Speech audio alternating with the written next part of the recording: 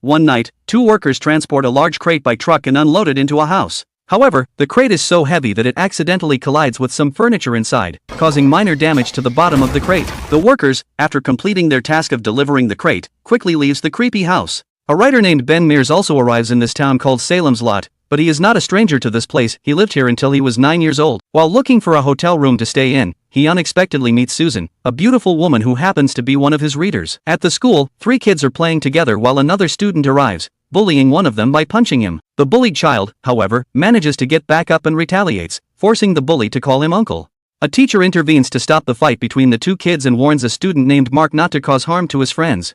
After school, Danny and Ralphie visit Mark's house, but since it's getting dark soon, the 2 friends head back home. On their way back, a man offers them a ride, but they both decline, saying they'll walk home on their own. However, the man follows them and eventually kidnaps Ralphie. The man is Straker, the mortal servant of a vampire named Kurt Barlow. Barlow drains Ralphie's blood, turning him into a vampire. For a week, everyone searches for Ralphie's body but finds nothing. That same night, Danny unexpectedly sees Ralphie and steps outside, only to be attacked and drained of his blood. Danny falls ill and is taken to the hospital, where the doctor diagnoses him with pernicious anemia. Since Danny is severely anemic, he needs multiple blood transfusions. At night, Danny regains consciousness and tells his mother he is thirsty. His mother assumes he wants water, but when she returns, she finds Danny using his hands to tear open the blood bags and drink from them. Shortly after, Danny dies, and a young man named Mike takes on the responsibility of burying him. At night, after everyone else has left, Mike stays behind to finish burying Danny. However, he hears loud knocking from the coffin, and Danny's voice shouts from inside, asking to be let out, claiming he is not dead. When Mike opens the coffin, Danny is still lying there, seemingly unchanged. Mike continues to bury the coffin, but when he looks again, the lid has mysteriously opened, and Danny's body is nowhere to be found. Horrified,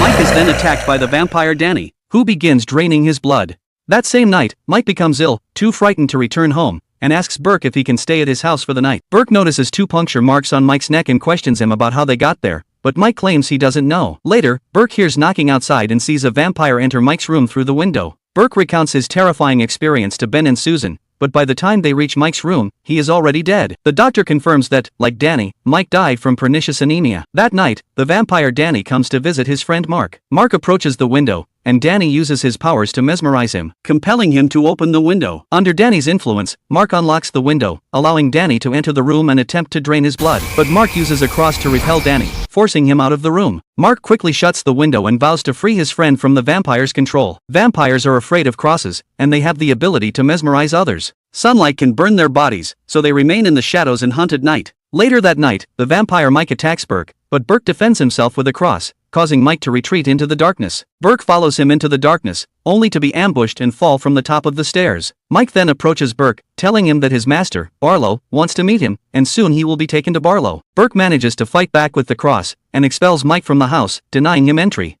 The next morning, Danny's mother is suddenly found dead, just like her son. Mark and Burke sneak into Marsten house, but once inside, Straker shuts the door from the outside, trapping them. They use candlelight to search for an escape route. Barlow attacks and kills Burke, draining his blood, while Straker captures Mark and takes him outside, imprisoning him. Meanwhile, Dr. Ben and Susan are at the mortuary examining Danny's mother's body and, suddenly, her body begins to move, her hands and feet twitching. They try to fight back with a cross, but it gets damaged, allowing the vampire to attack them. The vampire first attempts to drain the doctor's blood, but Susan quickly activates the cross, burning the vampire's back. The vampire flees, but the doctor is wounded and needs immediate treatment to prevent becoming a vampire. Elsewhere, Mark manages to escape his restraints, kills Straker, and flees the terrifying Marsten house, making his way to the church. At the church, Father, Ben, and Susan are present, and Mark joins them in returning to Marsten house. Let's go! Run! It has to be through his heart. I'm sorry, Matt. Where they encounter and kill the vampire Burke. Susan, along with Ben, goes home to rescue her mother, but they discover Susan's mother has become a servant of Barlow. A vampire drains Susan's blood, forcing both Ben and Susan to flee the house. Meanwhile, Barlow and his vampire servants attack Mark's parents. The priest attempts to fight Barlow with a cross, but his faith fails, and Barlow drains his blood. Mark flees the house and hides in a small treehouse. His vampire-turned friends call for him to come out and play with them. Ben, on the other hand, takes Susan, who has been bitten by the vampire, to the church to try to cure her. However, it's too late. Susan transforms into a vampire and flees the church. At dawn, Mark meets his friend Danny, fulfilling his promise by helping him escape from Barlow's servitude. I gave you my word, Danny.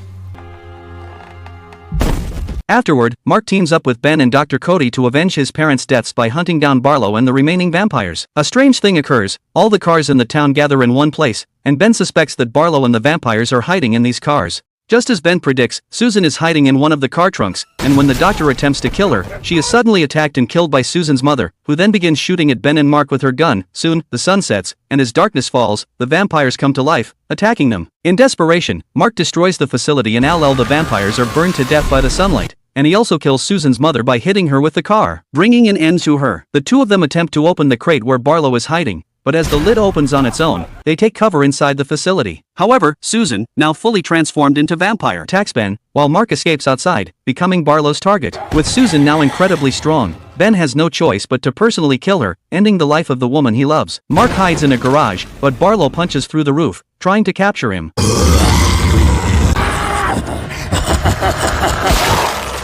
In the end, Ben strikes Barlow's head with a fatal blow, but Barlow doesn't die immediately. It is only after Ben pierces his chest that Barlow is truly killed. With the vampires gone, peace returns to the little town. However, Ben and Mark, now without their friends and loved ones, decide to leave the town, driving away.